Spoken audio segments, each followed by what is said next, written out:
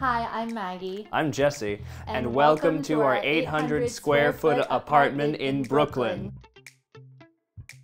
So we've been living in this apartment, what, 1 3/4 years? So we're coming on 2 years in May of 2023. We moved in with just a friend, a really buff friend to help us, and this is on the 4th floor, so that was quite a feat. And Jesse, being a musician, has some hefty instruments. So I'd say our priority was really combining very spacious hobbies and also making this a little bit of like, you know, a shrine to the things that feed us creatively. The trick was to utilize the space so that it felt warm and inviting, and also like a little bit of a refuge for us because New York can be really frenetic. And also like a library, cum plant, you know, shrine, cum place where people can do like a little jazz session / dinner parties.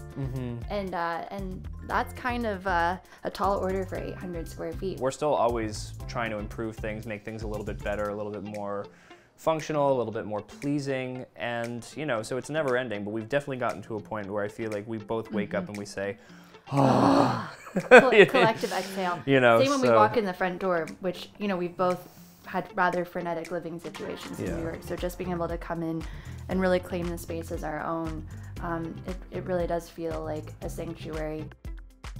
Obviously, this instrument being the behemoth that it is, we wanted it to be the focal point, so everything was built out when we were kind of scheming in the empty room. Everything was built out around this, and we knew that it needed to take this wall because it just didn't feel right anywhere else. When I was trying to figure out, okay, where's the equipment gonna go, what's useful, I wanted to have this mixer out here just available so that when I have people over and they want to plug in, I just get out a monitor, plug it into the mixer, we're ready to go. Maggie initially was really hesitant about that because she saw the top of the piano as a place where she could have even more beautiful objects to display. And she's not wrong about that. And as you can see, we both agreed. But we really wanted to be thoughtful about our downstairs neighbors, and this being a pre-war building, there's things vibrate. Very little you can do apart from like taking the floor out. Under this rug, we actually have a little bit of foam that hopefully insulates the sound a little bit, and then we kind of got the thickest, you know, sheepskin rug that we could get. And then in order to, you know, make it a bit more aesthetically us, we then got a Turkish rug off Etsy. First of all, it's just got this ornate, beautiful Turkish pattern to it. I think of it as almost like what happens when you spill red wine on a shirt. But what color would you call that? Casa Pedregal pink. Casa Pedregal pink, yeah, like sure. a clay pink. Yeah, maybe? kind of clay pink. And then this couch I've had for a while. It's the only thing I've ever gotten off Wayfair. But I love mustard. It's my favorite color. Our favorite colors are earth tones. We love dark greens, we love yellow ochres, we love kind of warm browns, we love kind of, you know, anything with a patina to it, so that's why we love this kind of feeling of brass. This mirror is actually an old frame that I found in the basement of my Upper West Side apartment, and I took it to a frame shop and had a mirror installed, so that was almost free. And then these bookshelves, they're just your classic IKEA Billy bookshelves, which everyone and their mom has some sort of association with. And it's kind of his and hers. So I have all of my penchant for, you can see a lot of poetry, a lot of Virginia Woolf, a lot of art. I am an aspiring children's book author and illustrator, so I have basically a whole row for children. When we have kids over, this is kind of where they gravitate. This is more my end of things. English is not actually my first language. I was raised speaking Spanish. So I have this whole section of Spanish literature that I love. You have your Cortázar, you have Jorge Luis Borges. Pedro Páramo is one of the best books written in any language. Everybody should read it. Robert Caro, Power Broker, Lyndon Johnson. That's pretty much a cross-section of my brain. It's jazz, classical dance, and ruthless politics. Maggie came to this apartment with this chair, which has the wonderfully illustrated bird on the cushions. and the flora and fauna unconsciously and then very consciously said, oh, there's a bit of a natural theme here. Maggie had already actually brought this entomology display case, and so then we kind of started to lean harder into that. This chandelier came with the apartment and it started to feel like a canopy. And so we then just leaned into that even harder. So we emphasized that with the drooping leaves on the plants. We emphasized that with even just having not very typical plants. We ended up with a rubber tree. We have an elephant ear. I'd say one of our biggest splurges. Oh yeah, this isn't a good one to talk about. Maybe most disastrous controversies at one point, which then turned into a beautiful compromise. Over time, I convinced her, I said, look, this record player right here, with much diligence and time, figured out, okay, how am I going to mount this thing? How am I going to get it to be okay? I ended up going with this Audio-Technica because it kind of solved the most problems for us. It has a Bluetooth connection, so we decided, okay, we want a record player here, and instead of having a bunch of visible wire coiling around the radiator and such, we decided to go with two really high fidelity Bluetooth speakers. They sound fantastic. I feel like the best metaphor for this room, which is kind of, you know, the center of the whole story, is that we have this painting, this lovely painting of a fictional woman that Maggie painted, and we have right below it my mixer, and even though they express two completely different viewpoints, the knobs on the mixer match the colors in the painting, and that is pretty much the story of us.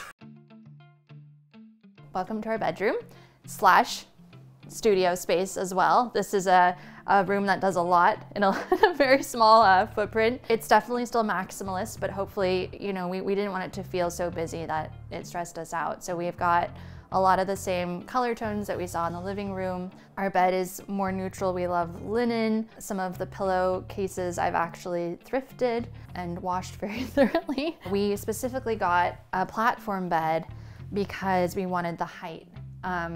And it's very minimalist. This piece is actually separate and it is just kind of like a frame against the wall. But underneath the bed, we have some IKEA storage boxes, which we just roll in and out. And that functions as like our overflow for, you know, living ephemera. We have our sconce lights because we love to read before bed. We're like two elderly people. So obviously we have to make use of every square centimeter, and there's this wonderful closet space very far above my closet, but we've been kind of using that as like our makeshift attic. So that's where all of the like Christmas decor and our suitcases and any extra bedding lives, and one of us has to climb a very perilously tall ladder to reach it, but you know what? You take what you get in this city, and we are thankful for our little weird cabinet. My art space, my little art nook, we've moved this around because it's really important to have good light for painting, but I really like this corner because I can kind of look out the window and get the sunlight sort of triangulated through here. This easel was heaven sent. I literally found it in a dumpster heap in the Upper West Side where I used to live, and this is kind of the hub of my creativity. I'm a writer, I'm a painter, and then this desk was one of the loveliest things I've ever been given. Jesse, as we mentioned before, had his organ here, which is huge, and I would wake up every morning and kind of like Snow White my eyes, and I'd be like, ah, there's an organ. On my birthday, I came home and found this beautiful roll top desk, which is now hiding an atrocious abundance of my ephemera, so I'm not gonna open it, but it is such a joy. I love sitting here.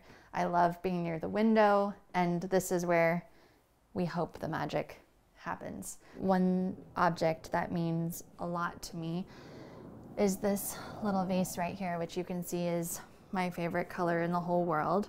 And this was made by a friend who was one of my first roommates when I moved to New York, and she's a ceramicist, and she made this for me and very grievously passed away 2 years ago. And yeah, I miss her dearly, and I keep this. I was keeping it as a vase for flowers, but I wanted to put something less temporary in it. So we have this begonia, and it reminds me of her, and I think about her hands crafting this and her gentleness. Welcome to our kitchen. We were standing here with our little clay ceramic Mexican mugs of a whistling demon. And so when you first walk in, we have the gallery wall. Essentially, we kind of both came with a lot of posters. We both realized we have a thing for framing objects and posters and images that have either just an aesthetic or personal significance to us. So we ended up just kind of using our collage intuition and putting them all together. So we have a giant painting of a cassette of David Bowie's Let's Dance, which was actually a gift from my mom. And my mom, you know, said, "Oh, I found this at an art fair, and I immediately thought of you, and I wanted to kind of give you a gift of, you know, your first piece of art." And I kind of, you know, I went, you know, "Thanks, Mom." And, you know, it was less about, for me, it was less about what it meant to me aesthetically and more just the person who gave it to me. Granted, I love David Bowie. I do. But this felt like a shrine to him. And at first we're going to have to put it above our bed. And I was like, oh no, David Bowie is not going to be living above our bed. So he now lives above the other shrine, which is our refrigerator, because we love cheese. So coming around here, we actually get the most valiant, heroic DIY job that has ever been known to this apartment, which is Maggie's lifelong struggle with this under the sink situation. This sink is ancient. We think it comes from the Sumerian period. We finally moved in, and I opened the cupboard, and it looked like an entire family of raccoons had been living under there. There was just piles of sawdust, and it was kind of just rigged with duct tape. I would get some stick-on linoleum that looks like old world tile from Home Depot, and I just customized it so that it fit on the entire interior. And it's not perfect, but it does the job. So we have all of our cleaning supplies down here, and we have large cookware. And so I just painted it with a semi-gloss white paint. There were no handles, so I added the hardware. And to kind of match this piece as well, which is very old, I would say probably 20s or 30s, and has this cute little knob. And I love this piece because it came with these little hooks, and I collect a lot of teacups, and that's great for storage. And there's little hooks inside as well, so we can really maximize, you know, both the surface area and hanging things from the shelves above. Because we had this very awkward space between our fridge and the cupboard was this little rolling cart, which is where we love to cook, and we have a lot of spices and condiments. So they all live here, and it has little hooks. This is Yamazaki Home, and I really, really recommend it. It comes in white as well. One thing we discovered was wall storage is where it's at. Anything you could attach to a wall when you have as small a space relatively as we do with minimal closets. We did everything we could to get whole sections of things on walls. You'll see the this big cabinet right here. You open it up, and it is kind of our, you know, pantry, lovingly organized as best we can given the space. And the story behind this is a big thrifting moment for Maggie as well. We were coming home, and Maggie catches eye of this rundown old cabinet. She added a beautiful linoleum tile pattern to each shelf. She cleaned it out thoroughly. She added new magnets to the doors. She gave it a fresh coat of paint and gave it a good little sand. And now you see what we have before us. And we obviously put a lot of anchors into the wall, and it kind of feels like an extension of the kitchen, like it's the same era as this. You know, maybe it was here when we moved in, but it also kind of brings together the nook and sort of defines it. And this little table was actually a score from Craigslist. It was $40. It's over 100 years old. It's like an old farmhouse. I don't even know, it might be like a little butcher block. You know, it's bistro size. We like to pretend that we're at like a little French cafe in the village when we eat and our knees are touching. These little pieces above with the Beatles are from Jesse's mom. We've hosted parties here, and we've managed to turn this whole kitchen into a pretty, you know, effective serving station for almost 20 people in this space, if you can imagine it. If you can ply your guests with cheese, they forgive you. Yeah, apparently for having no space at all to mingle. Welcome to my space. This is where a lot of my work happens. This was originally the second bedroom of the apartment, which I then, with my beloved's permission, turned into my kind of personal workspace. It's also great as more or less a sound isolation chamber for when you want to scream into the void, or just have a quiet moment to yourself and get some work done. So if you look on the floor, it's pretty much covered in carpet. That's pretty much just to obscure what's underneath it, which is basically 3 layers of mass-loaded vinyl. You know, I ended up getting carpets that kind of fit with the aesthetic that I was going for. I got some pretty thick curtains. I have a window insert that's actually from Indo Windows, and they provide soundproofing windows that work very, very well for any extraneous noise. These panels are sound-absorbent panels. They're pretty much, you know, a standard feature of any kind of studio, whether it's a project studio or a professional one. On the back there is basically where I keep all of my cables. A really effective cable storage approach that I found was just getting a bunch of pegboard from IKEA. This is a personal point of pride for me.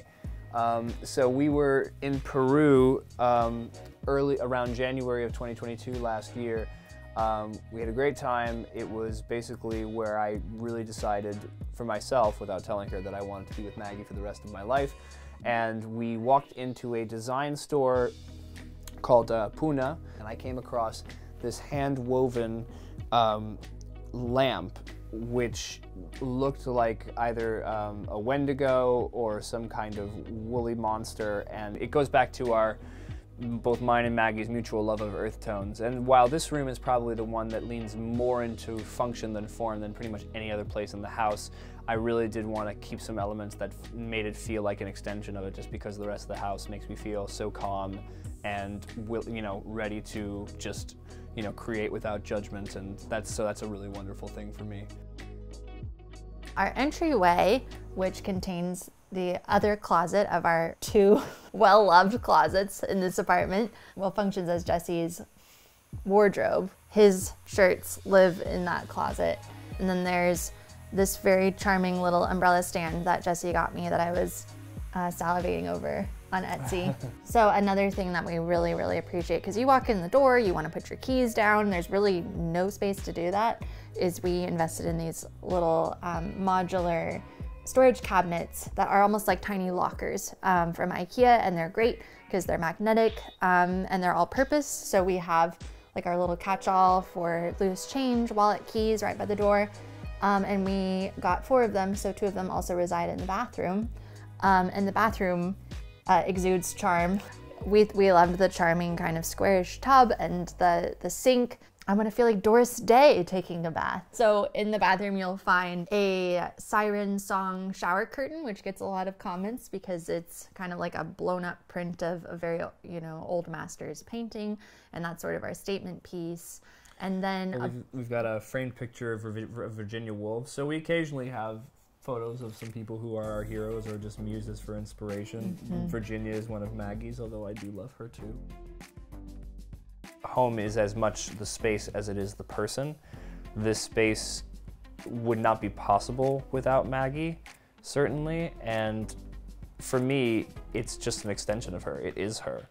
And so even when she's not here, let's say she's away visiting family in California, or she's, you know, out doing her thing, I still feel her very close to me. And that's something that is life-changing for me. Being with Maggie has given me permission to even, you know, acknowledge that I have a design style and that I can contribute to this, and that, you know, initially I thought she was going to be the one bringing all of the aesthetic, and then I realized, you know, a quarter of the way through the process that, oh wow, no, I actually have some things to say here that I really can help contribute to this. Home is a place not just where you're doing, but where you're able to be. And I almost feel like our home is a living, breathing organism, because it has evolved so much since we moved in, and it has watched me. If the walls did have ears and eyes, I feel like this little space, this little nest has seen me at my worst and also at my best. And it's also seen like a third entity when you move in with someone. It's like you create this whole new dimension. You know, you were 2 separate individuals, and you come together and you want to retain that individuality and encourage each other. Like, that's why we have our separate you know, little spheres. He can go into his room and do his genius work, and I can splatter paint on the canvas. Which is also genius. And then we can reconvene for tea, you know, in the middle. The apartment we envisioned as being a reflection of the beauty of our relationship and the life we're building together. And I don't think it's a coincidence that over time it's gotten more beautiful.